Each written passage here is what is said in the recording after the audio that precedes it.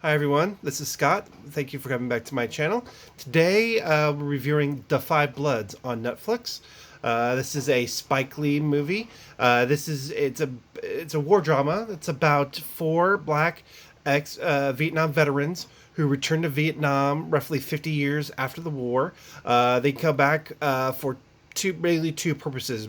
One, to find the remains of their fallen staff leader. His name was Norman Holloway, played by Chadwick Boseman, and obviously from Black Panther fame.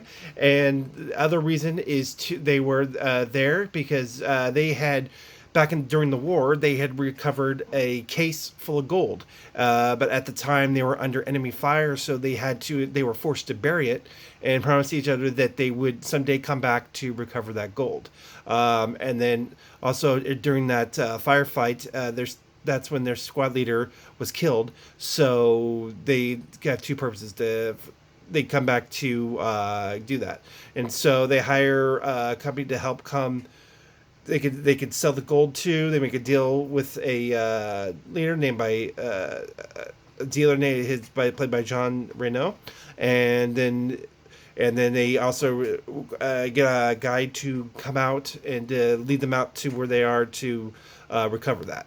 So this was I believe just a really well done movie. I highly recommended it. I thought it was very good done by Spike Lee. He really delved into the psychology of each of these men. He got into like how the war affected them, the lasting PTSD they had from it, and how it affected them throughout the film, and how the kind of the ghost of their squad leader still haunted them after all these years, and how they felt like they had to appease him somehow by going out there finding this gold.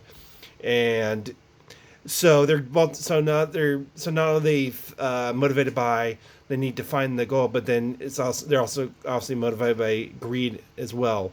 So you see how during the film, while it's going on, they get to begin to like break down mentally as the stress of what is happening in all the events get to them. So obviously, I'm not going to give any spoilers, but anyway, so it comes to a dramatic conclusion. Anyway, I thought it was just very well done because it's not just about their journey, but as always, Spike Lee he delves into very big issues in the mirror. So he definitely digs into issues about the Vietnam War and how it was an unjust war, and how these men as black soldiers felt like they didn't belong there because they felt, they as they asked in the film, why are we going to fight for a country basically that is racist and against us, and it's going to discriminate against us when we get home. Like, what are we fighting for? The Vietnamese have not done anything to us. Why are we fighting for a country that kind of sees us as fodder? So they're dealing with these issues throughout the film, and as Spike always is in his films, yeah, he's very political. So some people might not like his politics. So if you don't, you might have an issue with this film. But Spike is never one to shy away from that. He definitely uses archival historical footage. He gives you a lot of information about important figures during the war, and then causes for racial justice, because while these guys are fighting in Vietnam, there's also the civil rights movement going on back in the States. So it's a very big juxtaposition between the two, and how they felt like they wish they were home, being part of that instead of being off, thousands of miles away in a foreign war. So I just like the way that he juxtaposed the two, and then how he also related it today. Says because one of the men there, he brought his son along to help to find the gold. So the way that the interaction between him and his son and their disconnection, how they kind of come together at the end, was really good. So I really like the character development in this movie. The characters come a long way from the beginning to the end.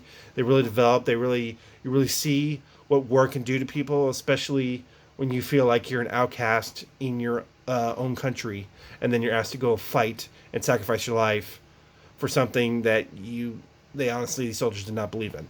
So I thought it was really well done. I highly recommend this movie.